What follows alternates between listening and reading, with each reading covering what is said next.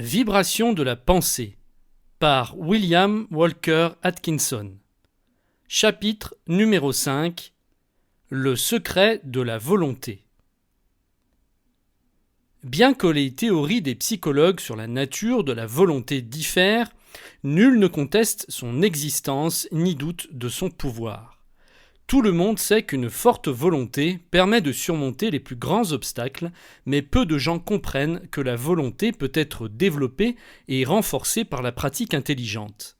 Ils savent qu'ils pourraient accomplir des merveilles s'ils avaient une grande volonté, mais au lieu d'essayer de la développer, ils se contentent de se plaindre. Ils soupirent, mais ne font rien.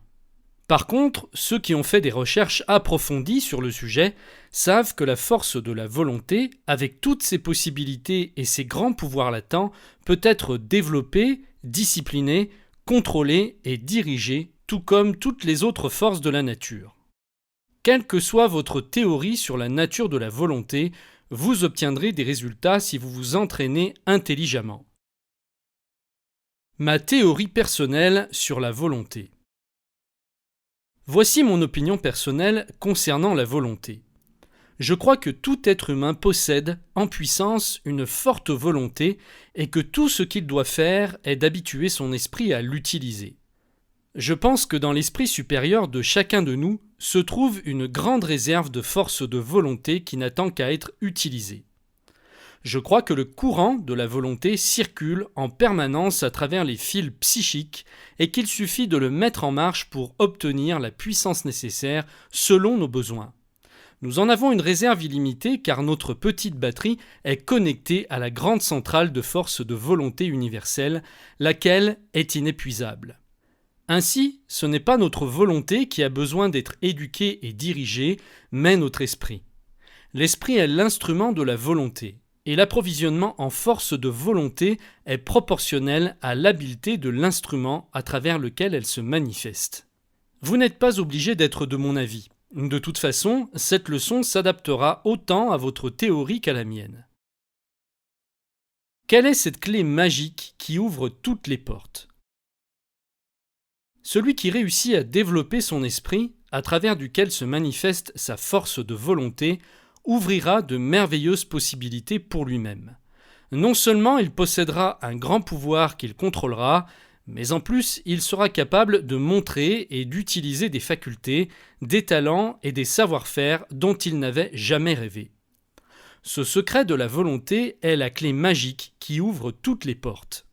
Le regretté Donald Mitchell a écrit « La résolution révèle l'homme ». Non pas une résolution médiocre, mais une ferme détermination, pas un but vague, mais cette puissante et infatigable volonté qui vainc les difficultés et les dangers et qui donne au cerveau une énorme énergie permettant d'atteindre l'inaccessible. La volonté transforme les hommes en géants. Le défaut que vous devez combattre absolument. Nombreux sont ceux qui pensent qu'il suffit qu'ils utilisent leur volonté pour accomplir des merveilles. Mais apparemment, ils ne veulent pas se donner la peine et donc ne l'utilisent jamais. Ils repoussent sans cesse leur passage à l'action et disent vaguement « plus tard », mais en fin de compte, le moment ne vient jamais. Nous connaissons tous instinctivement le pouvoir de la volonté, mais nous n'avons pas assez d'énergie pour l'exercer. Du coup, nous nous laissons dériver avec la marée jusqu'à ce qu'une difficulté ou un obstacle apparaisse sur notre chemin ou qu'un souci nous oblige à agir. Dans tous les cas, nous sommes contraints de faire appel à notre volonté et de passer à l'action pour accomplir quelque chose. Le problème est que nous n'avons pas systématiquement envie d'agir avec une puissance qui exige l'aide de notre force de volonté. Nous n'aimons pas travailler dur. Nous sommes fainéants mentalement et notre désir ou aspiration est faible. Vous devez combattre ce défaut si vous voulez accomplir des merveilles. Comment obtenir à coup sûr ce que vous désirez ? Observez un homme qui se trouve en danger de mort ou une femme en train de perdre son grand amour et vous verrez une manifestation impressionnante de la force de volonté venant d'une source inattendue. Si un enfant est en danger, sa mère aura un certain degré de courage et de volonté qu'elle arrivera à détruire toutes les menaces et sauver son enfant.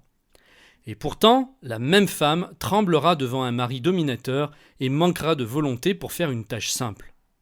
Un enfant participera à toutes sortes de corvées s'il les considère comme un jeu, mais il n'aura pas du tout le courage de couper une seule branche s'il pense que c'est un travail. Une volonté ardente est le résultat d'un désir ardent. Si vous désirez ardemment une chose, normalement, vous arriverez à développer la force de volonté nécessaire à sa réalisation. Pourquoi votre désir ne se réalise-t-il pas ? Si vous n'obtenez pas ce que vous souhaitez, c'est que vous ne le désirez pas réellement. Et pourtant, vous blâmez votre volonté. Vous pensez que vous le voulez, mais si vous prenez le temps d'y réfléchir un peu plus, vous découvrirez qu'un autre désir plus intense occupe votre esprit. Vous n'avez pas su payer le prix de sa réalisation. Arrêtez-vous un moment et analysez cette remarque. Dorénavant, lorsque vous avez un but précis à atteindre, désirez-le ardemment. Ne pensez pas que vous manquez de volonté, car vous avez une grande réserve de volonté qui attend d'être utilisée. Alors ne soyez plus paresseux pour en profiter. Quelques conseils importants. Maintenant, nous allons voir comment procéder pour qu'un désir se réalise effectivement. Tout d'abord, commencez par définir précisément votre désir, puis agissez sans tarder. Ne vous souciez pas de la force de volonté, elle se mettra en action au moment opportun. Le plus urgent est de prendre la décision ferme de le vouloir intensément. C'est la clé de la réussite de sa réalisation.